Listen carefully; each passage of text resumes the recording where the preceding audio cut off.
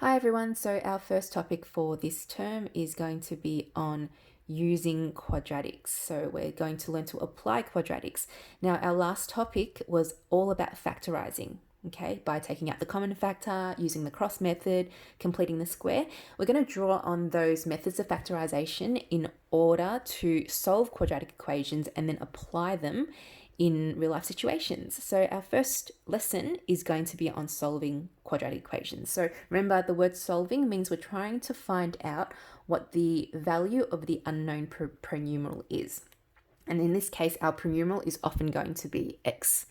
So how do we solve quadratic equations? We are going to apply what we call the null factor law. So with the null factor law, let me grab my laser pointer. Basically, if the products of two numbers is 0, so if we multiply two numbers together and we're going to get the answer 0, then one or both of these numbers must equal to 0.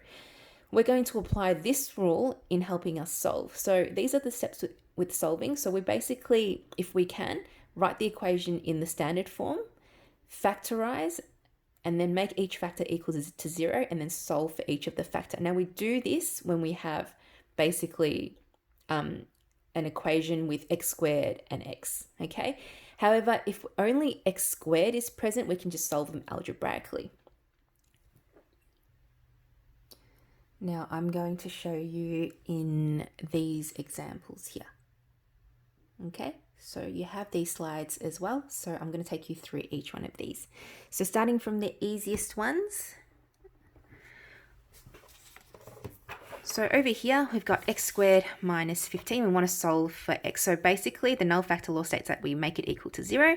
And then because there's only x squared and no x on its own, I can solve this like I normally would with algebra. So I would add 15 on both sides to get rid of that 15. So x squared is equal to 15.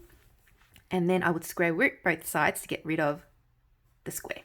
So x is equal to the square root of 15. And remember, if you square root a number, the answer is always going to be the positive and negative version of that answer. So x is equal to positive and negative 15. You must remember to write that. What this basically means, now quadratic formulas represent a graph that looks like a parabola. So a parabola is this little curvy thing that looks like that.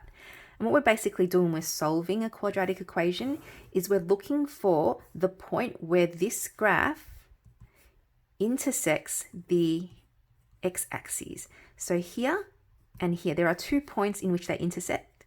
So here we've got a positive. This would be, for example, positive root 15. And that would be negative root 15, which is why there are 2 solutions.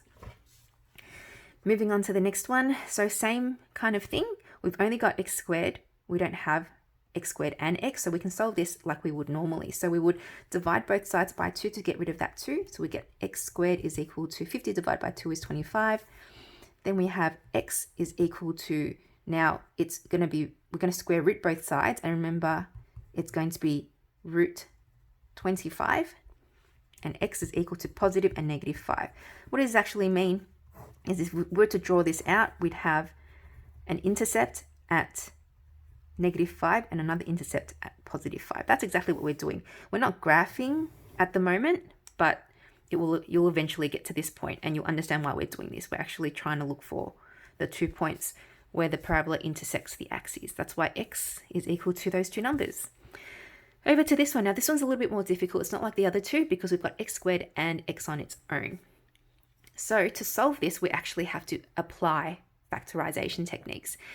So to factorize this, easiest thing to do right now is to take out the common factor. So common factor is x. I take it out. I'm left with x on the inside minus 2. That equals to 0. And according to the null factor law, because these are factors, x and x minus 2 are factors, they will, one or both will have to equal to 0 for this answer to be 0. So we're going to pull this out. I'm going to make it equal to 0. I'm going to pull out this second factor as well and make that equal to 0. So x minus 2 is equal to 0. And then we solve for both of them. So here, we don't need to solve because it already says that x is equal to 0, because that's one of our answers. And over here, to solve it, we would add 2 to both sides. So x is equal to positive 2. And those are our two solutions. What does this actually mean? If we were to draw it, our parabola is going to intersect at the origin 0, because that's one of our solutions. And over here, it's going to intersect at positive 2. That's what's happening. That's what we're doing. That's why there's two solutions. All right, moving on to the next one. So you would have seen, you'd be familiar with these when we were learning how to factorize last topic. So in order to factorize these are trinomials, remember? To factorize, we can easily use the cross method in this case. So cross method, we have to look for two values that multiply to give x squared. So this one's nice and easy, it's just x and x. And over here, we look for two values that would multiply to give positive 6, but add to give negative 5. So the factors of 6 are only 2 and 3 and 6 and 1. So 6 and 1 won't work because we can't, they have to either both be positive or both be negative in order to make a positive 6. So I'm going to choose 3 and 2, and obviously 3 and 2 will add to give positive 5, but I can make them both negative and still make it work. Negative 3 times negative 2 gives positive 6, and negative 3 plus negative 2 is going to give me negative 5. So that's going to work, and those are my factors. So I've got x minus 3, so we write our factors going across, remember? And then we've got x minus 2 as our other factor equals to 0. So basically this red equation up here, I've factorized it. So these are the factors, and if you were to expand it, you get back to where you started. Now we have to solve it. This is right here, I've only factorized. To solve, I'm going to apply the null factor law. So I take out each factor and make them equal to 0. So x minus 3 is equal to 0 here, x minus 2 is equal to 0. Solve for each one, x here equals to 3 and x here equals to 2. So what's basically happening, if we were to draw it up, now I know we're not up to drawing or graphing parabolas yet, but we've basically got is this is a number 2 and that is a number 3. It's cutting at those 2 points there, which we've solved up here. Okay, and another one. So we can still apply the cross method for this one. This one is non-monic, which means that we do have a coefficient in front of x squared. So we have to take that into consideration. So we actually want, okay, let's go ahead and let's try 5x and 2x. Okay, 5x and 2x will multiply to give 10x squared, which is great. And then over here, we've got a 3. So the only factors of 3 are 3 and 1. So there's no other numbers. So let's put the 1 here and the 3 there. Now, these two numbers obviously can't add to give positive 13. So this is why we have to do what we call the cross method. So we're actually crossing this. So 1 and 3, I have to make one of them negative in order for this to still make sense. So I'm going to put it here. Now, if you put it up there, you'd realize that it won't work, but I'll show you why in a moment. So I'm going to put this as negative 3, and then so we cross multiply. This is why it's called the cross method. 5x multiply with negative 3 is going to give us negative 15x,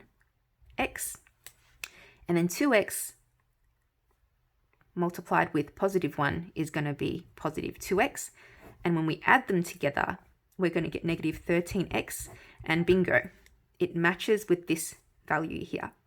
So if you were to do it the other way around, say if you put the negative up here, you're going to end up with positive 15x minus 2x, and that's going to give you a positive 13, not a negative 13. We want a negative 13 in this case.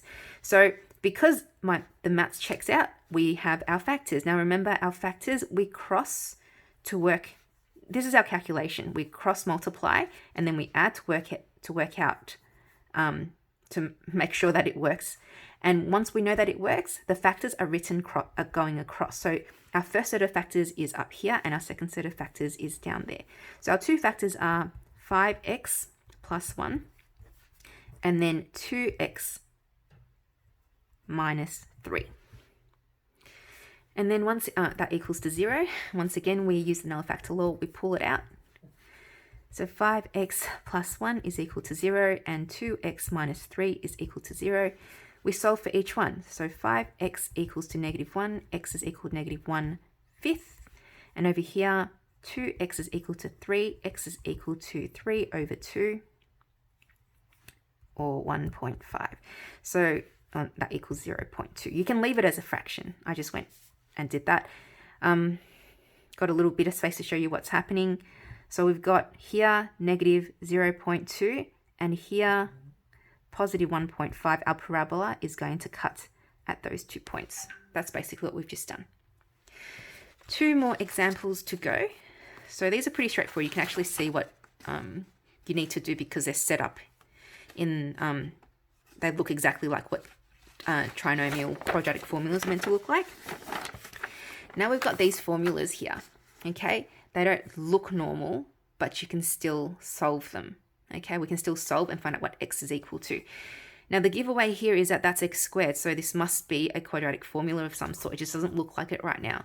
So what I'm going to do is I see brackets, so I'm going to expand it.